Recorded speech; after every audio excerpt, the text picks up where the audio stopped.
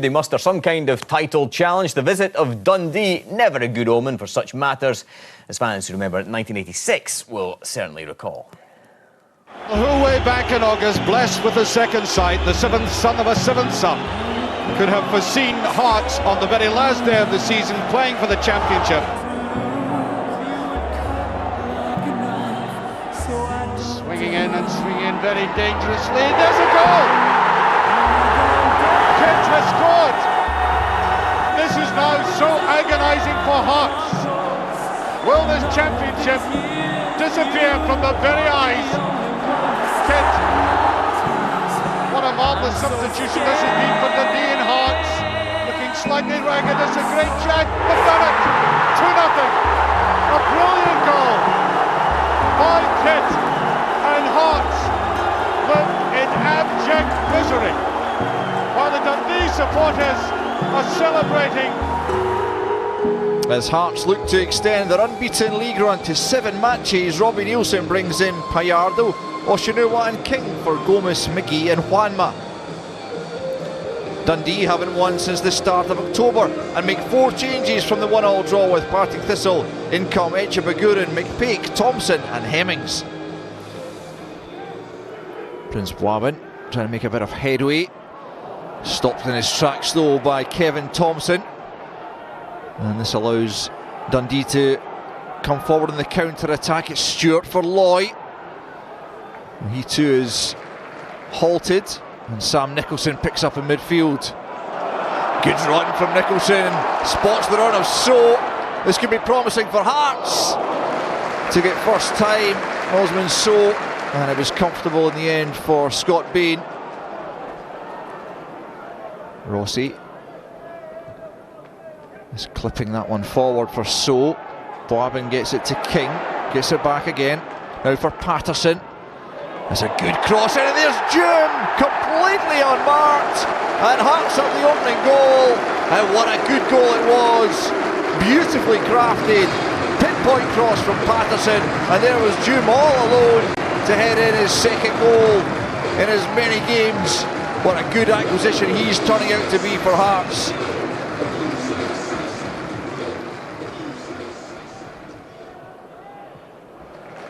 Oshinua bursting forward, the full-back. Now So. Breaks now for Jim! And Bain tipping it over the bar, not taking any chances. As Jim came close to a second goal on the day. Echebaguren getting in a crucial block there. Craig Levine, the Hearts Director of Football, must be delighted by the club's performance on their return to the Premiership, as Sam Nicholson lines one up from distance. And Bain again feeling the need to get the fingertips to it. Might just have been drifting over from Nicholson, who's been so impressive this season for Hearts. Robin Nielsen thinking about a change as Dundee come forward with Greg Stewart.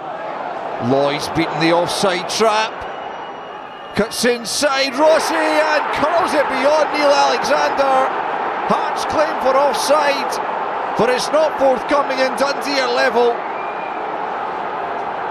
It's Rory Loy's 7th goal of the season, and it's a lovely finish from Rory Loy. You can see he's clearly onside. The player in the middle playing him on, and a fine finish. And the former Hearts midfielder Paul Hartley will be delighted with that. They might feel they can nick the points now, as Kevin Thompson bursts forward. A chance for Thompson. The whistle's gone for offside on this occasion. Well, that would have been rubbing salt in the wounds if the former Hibs man had sealed the win here. So manages to get it down to June, but he's dispossessed. Patterson though picking up. Patterson onto the left foot. Good strike, but straight down the throat of Scott Bain from the Scotland under-21 international. I thought the first 20 minutes we dominated and top of the game, creating a lot of chances, and then, you know, just went to pot really, you know what I mean? We never performed, didn't move the ball quickly enough, and we started going through the motions, tried to speak to them at half time, and it picked a little bit, but you know, if we want to try and push up the league and do as well as we can, then it needs to be better than that. I think it's an excellent point.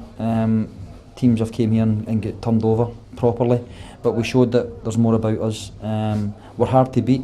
We've had 4 defeats all season. I know we've had a lot of draws in between that, but it shows you that we're a proper team and we're determined and we've got great desire there. I think it's fair to say we would crave a real title challenge in Scotland. Could either of you see Hearts, now 6 points behind Celtic, doing anything like that? We'd love to see it. It would be fantastic if you see it. But, I mean, just Celtic are so strong just now. I've said it before, if Celtic manage to get through in the Europa League and have a long run in it, then it gives other teams an opportunity because Celtic will be stretched. If Celtic go out, I just can't see it happening. Even though I'm very impressed with Hearts, I think the recruitment's been great. And I've got a lot of good young players, but bringing in good players from a lot of different places as well. So really impressed with the power and the strength that they've got in that It was squad. a futile question to 2 Hibs sympathisers like yourself, I suppose. I personally thought putting that water kid thing was a bit harsh as well. I have to say, I think Hearts have been the team of the season up until now. They've been absolutely fantastic to do what they've done. Come up first year back in the SPL, they've been a revelation. This guy, Arnaud Djoum, who they've got until January, former Belgian under-20 international, John, he looks like a player, doesn't he? Yeah, he is a player. I first noticed him, he played against our under-20s, and he's a big, powerful lad. And, you know, you're no a mug if you're capped for Belgium, that's for sure. Especially in that position. Yeah, especially in that position. And this is a great goal. The reason it's a great goal, shows the appetite to get in the box, and it's a wonderful header down into the ground, back where the ball's come from, and no goalkeeper's going to save that.